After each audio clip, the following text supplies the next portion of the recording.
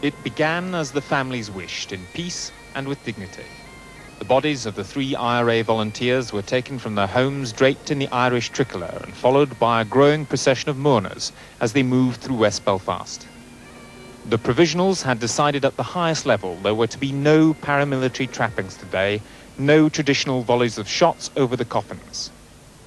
The police and army kept well away, police sources say, virtually a unique decision in recent times in Northern Ireland. They kept to the back streets or mounted roadblocks and security checks on the edges of Catholic West Belfast. The RUC said they were convinced by assurances there would be no IRA display and they hoped to avoid any confrontation. Shortly before 1 o'clock, the cortege wound into Milltown Cemetery and towards the Republican plot where the IRA buries its dead. There was to have been a short religious service and a funeral oration by the Sinn Fein leader, GERRY Adams. Lord Jesus Christ, by the 3 days you lay in the tomb... By about 1:25, the religious service over, they prepared to lower the bodies into the graves. The mourners heard a couple of small bangs, but at first there was no response.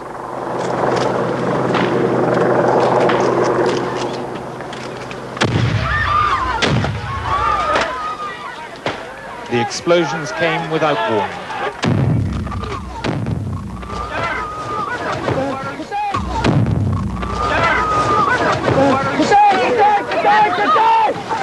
It's thought grenades were thrown or rolled towards the hearses and the centre of the crowd where Sinn Féin leaders were standing, and at least one appears to have exploded on the edge of the crowd. The result was mayhem. People, please stay where they are, please!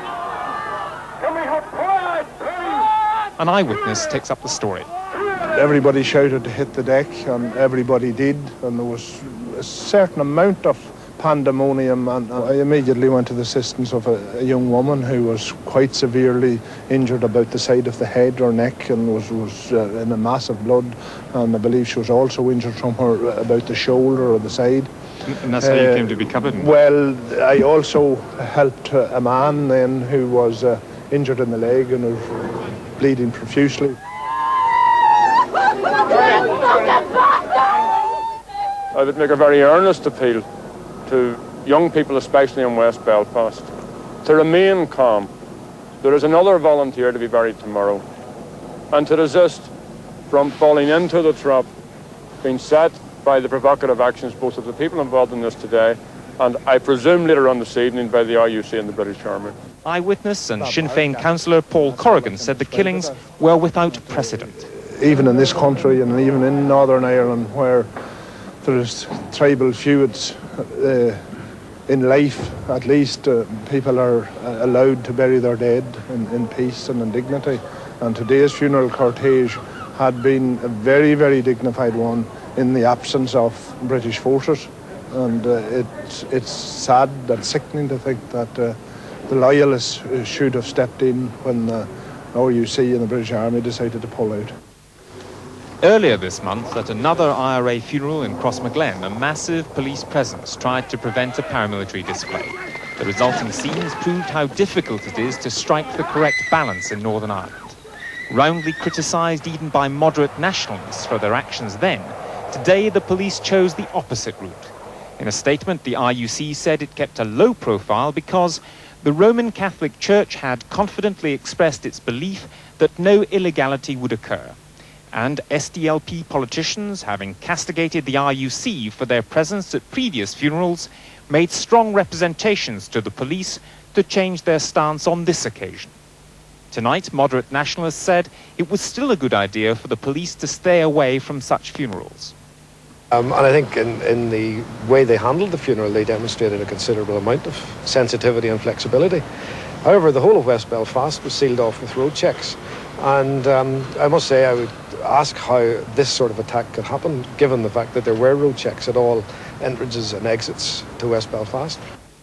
But Sinn Féin launched a conspiracy theory, some kind of collusion, they alleged, between the security forces and the attackers, claims dismissed by the RUC as an outright lie.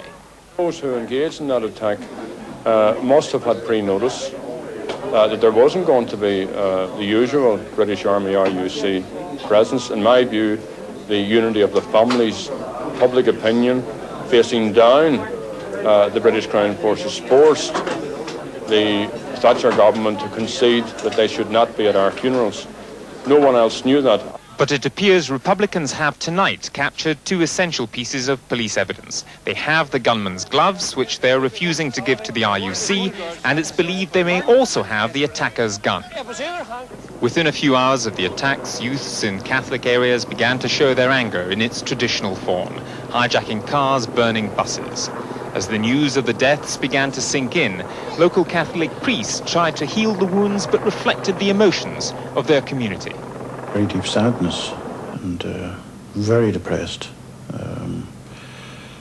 probably very angry too, you know, and those would be all the things that would be there, and especially on a day like today, which is a day of a funeral, and a day of a funeral is, among the people here, would be a very sacred day.